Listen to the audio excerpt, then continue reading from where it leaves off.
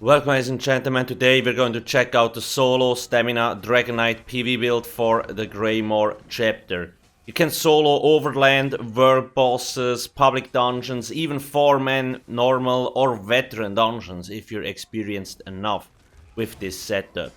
You will find the timestamps in the description as well with the written guide that is on alcasthq.com if you want to check it out real quick. Let's take a look at the stat sheet. Like always, on solo stamina builds, I advocate for around 19,000 health. That's like a good level to prevent one-shots. And stamina recovery should be around 1,300 to 1,500. Dragonknights have a few nifty passives that really help them boost the sustain. So it's not that big of a deal if it's a little bit lower. Things like Battle Roar passive or like heavy attacks will always help them restore resources very easily. Anything else here is not super important. I want to maybe mention the weapon crit. Our sets work well together with higher weapon crit. When I actually buff myself, we are at 53, and once Zogwin is active, we are at 59%. I do run the Lover Mundo Stone. You always want to run this because it gives you the most damage increase, like the highest damage increase. The Lover Mundo Stone is always the right choice. Buff food wise, it is very important that you run the Lava, Food Soup and Salteries. Often players use the wrong or no buff food at all, and that can really kill the build, especially sustain, because you can see here, increases max stamina by 4,936 and stamina recovery by 493. That's a huge boost in stamina recovery. If you don't have that, you're gonna struggle. You can buy this buff food in the guild stores. It's very cheap. Like you can buy a stack of 100 and you're good to go. And you can use this from level 1 up to max level because it scales. It's really nice. Potion is another story. Now on this build we do have Molten Armaments, which will give us the Major Brutality buff, which increases our weapon damage by 20%. So we can run Essence of Weapon Crit, which basically gives us Major Savagery, so we get 10% more weapon crit, more health and more stamina plus Major Endurance, which increases our stamina recovery by 20%. So unbuffed I'm at 1,307, but when I actually use a potion I almost jump up to 1,600, which is really nice. That's the thing about the potion.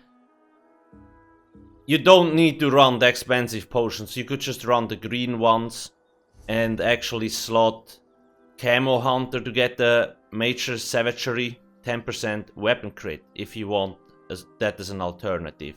Like you could replace it with Venomous Claw. So you also have the extra crit if you don't have access to these potions. If you want to know the ingredients, they're on the website.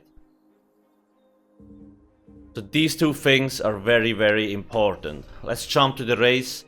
All stamina based races work. I usually prefer Orc simply because it has 258 weapon damage, 2000 max stamina and 1000 max health.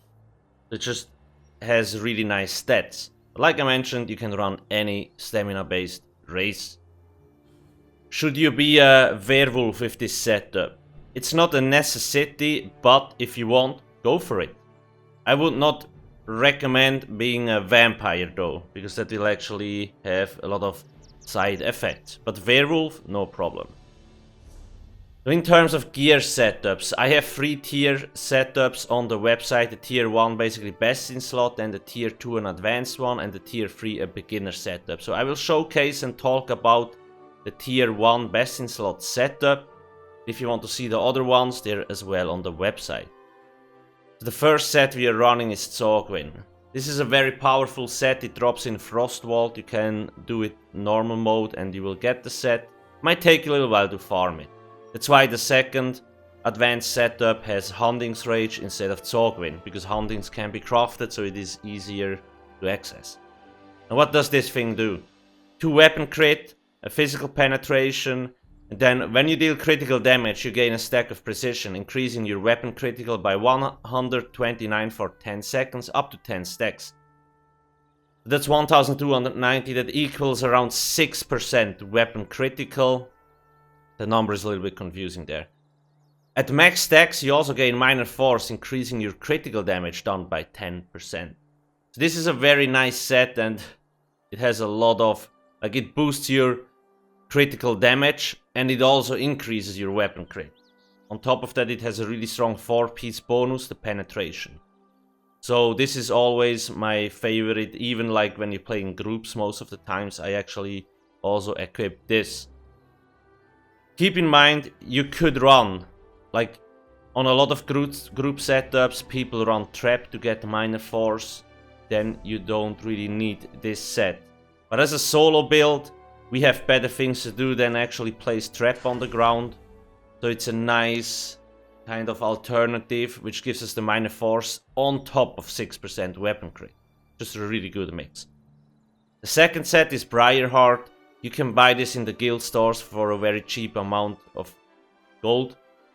You don't need gold jewelry, you don't need purple jewelry. Blue is more than enough.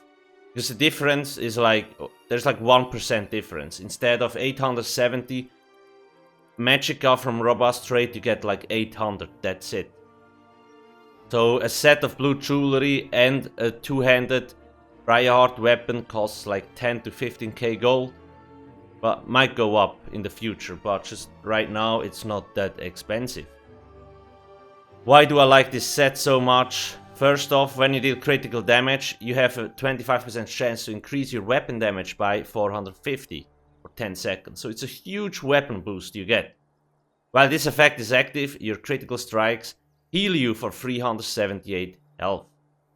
And this heal looks very small, but it is more important than you can think of. Because it doesn't have a cooldown. So for every damage over time effect or AoE dot and all that stuff that we have on the enemy, this will actually heal you, and believe it or not, it's pretty much your strongest heal. When I look at like the combat metrics statistics, it's just so powerful. On the two-hander you can either run an axe or a sword. But usually I prefer an axe because it can get the enemy to bleed, which will deal extra damage. On the back bar, we have the Maelstrom bow. You can get this one in normal Maelstrom arena. If you want the perfect version, you gotta do veteran though, but you don't need it because it doesn't make a difference. This one is very powerful, it buffs your endless hail by a lot. And even when we are on our front bar dealing damage, the endless hail will stay active. And also keep your weapon damage enchantment active. 452 is a lot. So make sure that this one is infused with weapon damage enchantment. That way we can guarantee 100% uptime on the enchant. And it gives us 452 weapon damage for free basically. That's just crazy. The two-handed axe or sword or whatever you run, I recommend using sharpened because it will increase our physical penetration the most. I run poisons because they increase once again the damage, and on a Dragonknight they're really nice because we have a lot of poison like passives and stuff like that. If you can't afford them, you can simply run an absorb stamina enchantment, for example. That works. The last set is Turvokun. If you don't have this, like you don't have access to the DLC dungeon, you can run Bloodspawn. Bloodspawn drops from a base game dungeon, so it should be fairly easy to obtain. Compared to this one, which is a little bit more difficult. So why is this so nice, or why do I like this so much? I use this on most of my solo stamina builds. When you take damage from a nearby enemy, you summon a growing pool of desecrated bile for 8 seconds. Enemies in the bile take 120 9d6 damage every 1 second and are afflicted with minor maim, and that's what we want. A minor defile for 4 seconds, reducing their damage done by 15% and healing received and health recovery by 15%. When you're getting attacked by like 10 enemies at once and they all stand in the bile, they get minor maim applied. So all of these monsters will deal 15% less damage. And when you're on a boss fight, especially in a veteran dungeon, 15% damage reduction is a lot. It can really save you. This has an uptime of 12 seconds. So the bile lasts for 8 seconds, and on the second 8, the minor maim debuff will reapply on the boss or like on monsters and last for another 4 seconds. So in total you have 12 seconds of minor maim with a 4-second gap where it's on the cooldown, and then after 16 seconds you can reapply it again.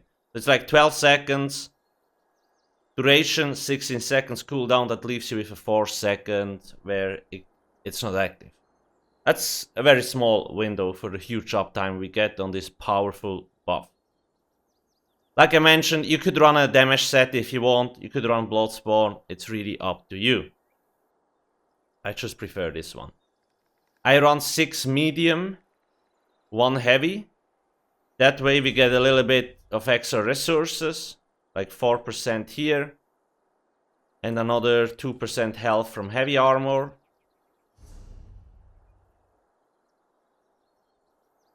I have all divines and all the pieces. I run 2 health glyphs, 1 on the head and 1 on the chest, and everything else is stamina.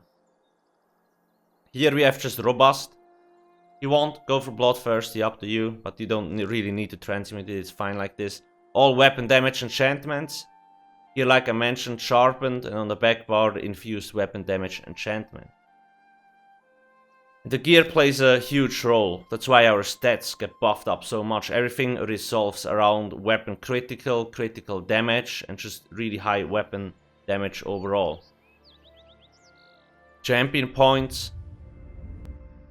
40 points Thaumaturge, 52 precise strikes, 53 piercing, 64 mighty, 61 master at arms. If you need a 300 or a 500-600 CP setup, it's on the website as well.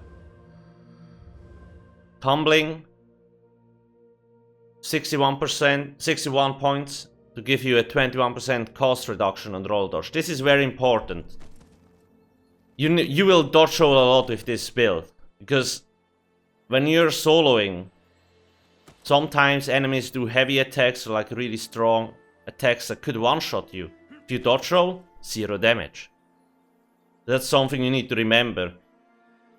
And once you like learn the game more and more, you will know when you have to dodge roll. For me, when I go into a dungeon and try to solo it, I pretty much know all the mechanics and pattern of bosses, so I know when I have to dodge roll. You might not right now, but the more you play the game, the more obvious it will become. The dodge rolling, very important. Then Shadow Ward, 31 points to get 13% block cost reduction. 43 in Tenacity and 56 in Mooncalf. Tenacity is important. Gives us 10% more heavy attack restore. Why are heavy attacks restoring? So basically in this game, nobody really tells you when you do a heavy attack, you restore around 3000 stamina. That's very nice. Not a lot of people know that, but that's why you see a lot of good players. Often when they drop low, they might do heavy attack weaving instead of light attack weaving. So that can really help. Drop low, you just do heavy attacks, and even when you're damaging, your stamina will go up. 56 Warlord, 23 Bashing Focus. Then we have 32 in Quick Recovery, we'll get some more healing. 49, 49, 48. 61, 31. It's pretty much the same setup as in the other solo stamina builds. You can play around here if you want to, go for it. But I like this one, it always proved to be very effective. Let's take a look at the unique passives the Dragonknight has, because there is quite a few. First off, you have Combustion. Increases the damage of your burning and poison status effect by 50%. So if you're using poisons, they deal poison damage. We have Venomous Claw and Noxious Breath that are also poison damage. This here can be very helpful, and on top of that, when you apply burning to an enemy, you restore 500 magicka. Okay, whatever. When you apply poison to an enemy, you restore 500 stamina. So that helps you increase your sustain a little bit. This one is not that important. This increases duration of your skills. And Whirling the Ruin decreases the cost of your stamina poison abilities by 25%. That's why these things here are fairly cheap, because like 25% is a lot.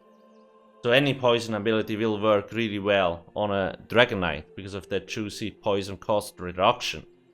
Really good. Then we can block 10% more damage. While a draconic power ability is active, your healing received is increased by 12%. So as long as we have volatile armor, we will benefit from this passive, which is really nice. A lot of extra healing. This doesn't, well, okay. The Elder Dragon, the second part, is actually quite important. Increases range of your melee attacks by 2 meters. This effect only applies to instant cast attacks with a 5 meter range. This can be nice, like your light attacks and stuff like that will actually go a little bit further than on other classes. It's a nice little freebie, but you won't really notice it at all. I never really felt like it made a huge difference, but it's nice to have. Scaled armor, so we get a little bit more spell resistance, means we are we take less damage against magic attacks. Now Arfenheart, this here is like the true juicy thing with the passives. When you cast an ultimate ability, you restore 46 health, 46 magicka, and 46 stamina. For example, when I actually use Take Flight, let me use up some stamina, some magicka, and I use Take Flight, you will see my resources jump up like crazy. That's a really nice thing that also constantly restores resources. If you drop too low on stamina or magicka, you can pop it, you will get a huge boost.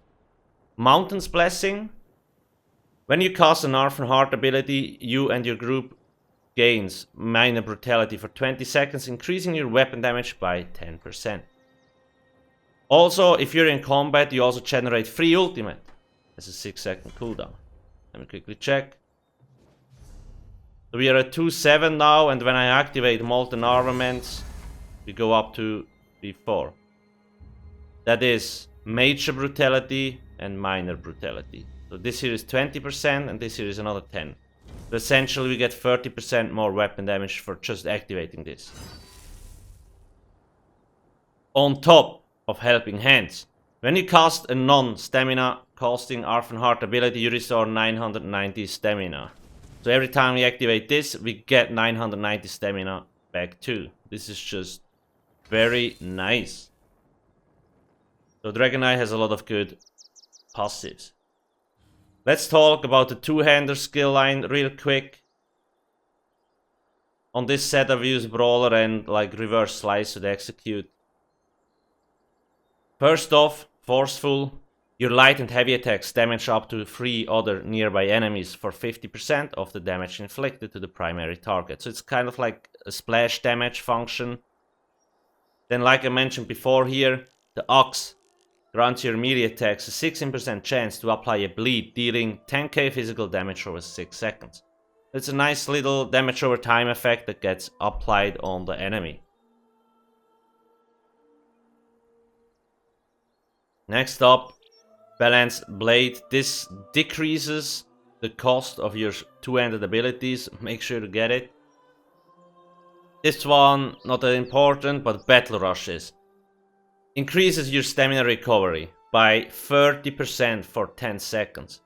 So once we are killing like a monster or something, this will actually almost jump up to 2000. Very, very powerful.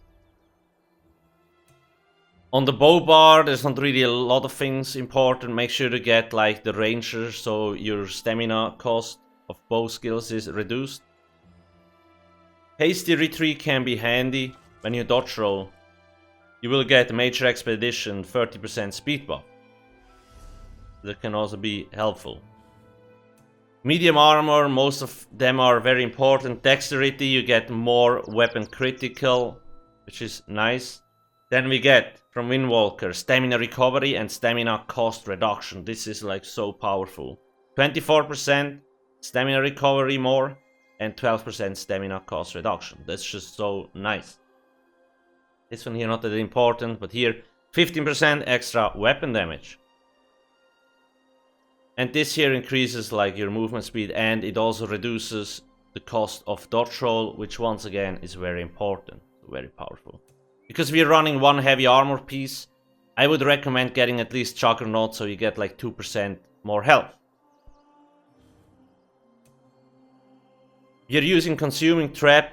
You don't need any of the passives, but this is nice to have because like when you see the second half of the text, it gives us 6,300 stamina back when an enemy dies. That's just so easy to get a sustained bump. Fighter's Guild. You only really need Banish the Wicked to generate 9 ultimate when you kill an undead, Daedra or werewolf.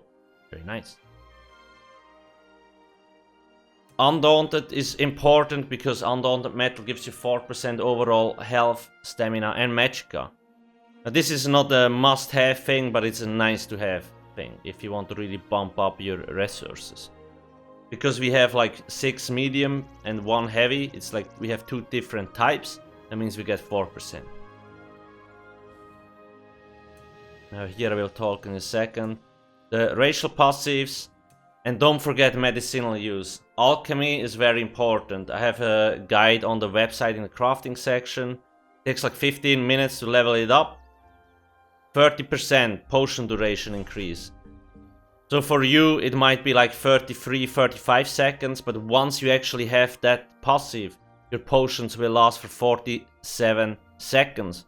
And the potion cooldown itself is 45 seconds. That means you can get 100% uptime on all these buffs.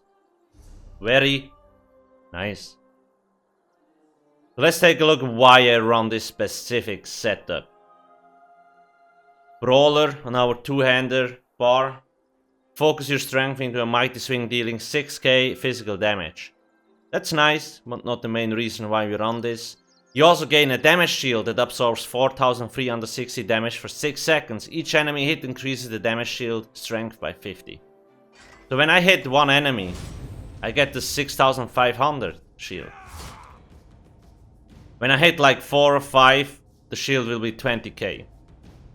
So pretty much I can just use this when a lot of monsters attack me, and they will barely even touch my health, if at all, because the shield, every time we use this, 20k, 20k, 20k shield if we hit enough enemies. It's just so powerful. The Brawler is always the better morph. Make sure to pick that one. Venomous Claw. Here I like to call this my flex spot. So I could run, like I mentioned before, if you don't want to use expensive potions, you could run Camo Hunter to get the Major Savagery buff. You could also run a Suchik ability, like, I don't know, maybe a Meditate or something. Because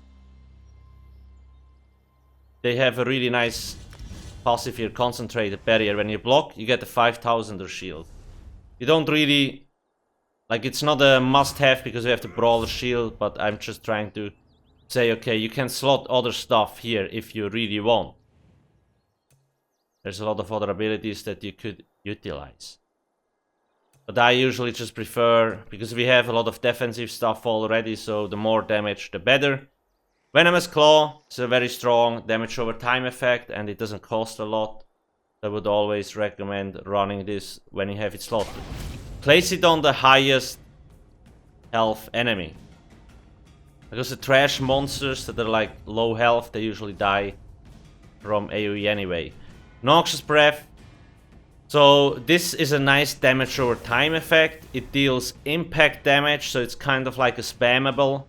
And on top of that, afflicts enemy with major fracture, reducing their physical resistance by 5280. So this is our spammable. The Brawler is our AoE thingy. If we have to use our shield, this here is just our AoE spammable. It deals a lot of direct damage and is also a damage over time effect and applies major fracture on the enemy. There's just a lot of things at once, and it doesn't cost a lot as well. Reverse Slice. This here is our Execute, and you see, like, it has a lot of splash damage. And when another enemy is close, it will deal AoE damage too. Echoing Vigor. Players always ask, why do I not use the other morph? Because the other morph is meant for solo players. That is not always true. For solo, stamina, PvE builds, Echoing Vigor is the better choice.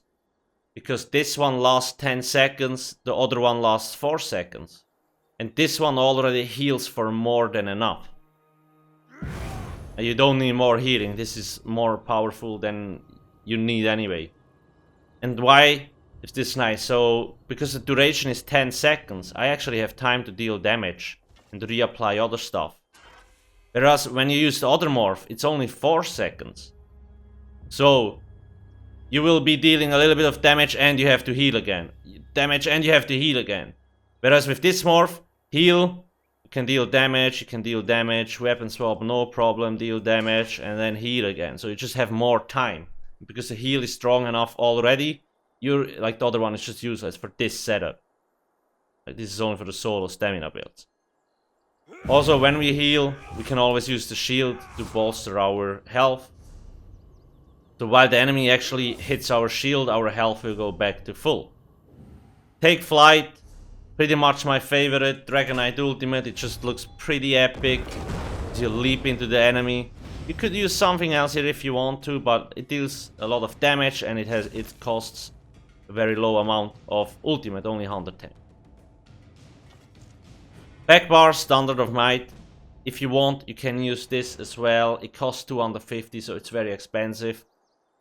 The nice thing about this is when you the middle text there, standing in the area increases your damage done and reduces damage taken by 15%. So essentially, it's a damage boost and a damage mitigation ultimate.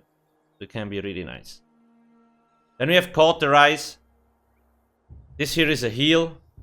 If you already feel like, oh, I have too much healing, you could use the other morph, because the other morph deals damage. But this is just a really nice heal that we can use whenever we need it. When we reactivate it early, it will instantly heal again. So it kind of functions as a burst heal. Volatile Armor gives us our resistances, increases the healing because of the passive I mentioned earlier. And it also deals a little bit of damage, so very strong. Consuming Trap, always place this on the lowest health enemy. So once he dies, you get 6000 stamina back. On top of magic and health too. And it also deals damage over time. Physical damage, even though it costs magicka. There's a lot of abilities that cost magicka, so they don't really like put pressure on our stamina pool, which is the most important one. Molten Armaments, another magicka ability. You want to use this every 20 seconds because of the passive down here. It only lasts 20 seconds. Gives you major and minor brutality, so 30% more weapon damage, and also your own damage with heavy attacks is increased by 50%. So heavy attacks will do 50% more damage on this build. Heavy attacks also restore resources, so it's a nice thing to have. And Endless Hail, damage over time effect. As long as it's on the enemy, even on the front bar, the weapon damage glyph will reapply itself. Have you seen it just popped up? Let's see if it, yep, again. So we will get the 452 weapon damage all the time, even on the front bar, as long as you keep this up. And then it's just time to do damage. Play around. Once again, if I would swap out the skill, I would probably swap out Venomous Claw, because all the others are kind of important. Before we check out the outfit, I just want to explain again how important dodge rolls are. You can mitigate a one-shot to 0 damage, essentially, by just dodge rolling. The enemies usually have a very long charge time when they do like powerful attacks, so you know when it's coming. Not all of them are dodgeable, but most are. So you need to learn when you have to dodge roll or when you have to block. Now a lot of mistakes that players make is usually not keeping up their buffs. So like they forget their healing, their resistance buffs, the weapon damage buffs and stuff like that. You want to keep that up all the time, because if you drop it, you will die eventually. Now obviously we do have Briarheart, which can save you because it also always heals a little bit. But most of the times players die because they just don't keep up their buffs. just spam abilities, or they buff up at the start of the fight and then never again. So you really need to learn to get the rotation, especially if you're healing and resistance and debuffs and stuff like that. It should always be on the enemy. Good players will manage that. Newer players will have like problems, but the more you play, the more you will get used to it. Buff food wise, we need the lava food soup. And you can run the cheap potions, but I usually recommend the weapon crit ones because you also get major savagery. So we get to the 59% weapon crit. So overall, we have a lot of juicy. I can show you the stats really quick. So you see, there we go. At 4,700 weapon damage with 59% weapon crit. That's a lot. Really, really nice. There's a lot of things to learn. Once again, you can check out the website if you want to. Let me get out of combat. Come on, target skeleton. No, not today. There must be a damage. There we go. When we look at this, I have Order, Tower, Storm, Lord, Red and Gauntlets. Then we have Valkynar Greaves, Soul-Shriven Battle Axe, Refabricated Cuirass, Valkynar Belt, and Valkynar Sabaton. The back bar is the Shadowrend Bow. The colors usually include Frozen Blood and Ophidian Jade. And these are the only two colors, yes. That's what this glowy thing is. But yeah. If you want, you can always join our community Discord or ask me on twitch.tv/alcasthq. If you have any questions when I'm not busy, like raiding or anything, then I usually have time to answer questions. There's a few other videos that you can check out if you want to. Please don't forget to subscribe and hit the juicy like button. Thanks for watching and have a nice day. Cheers.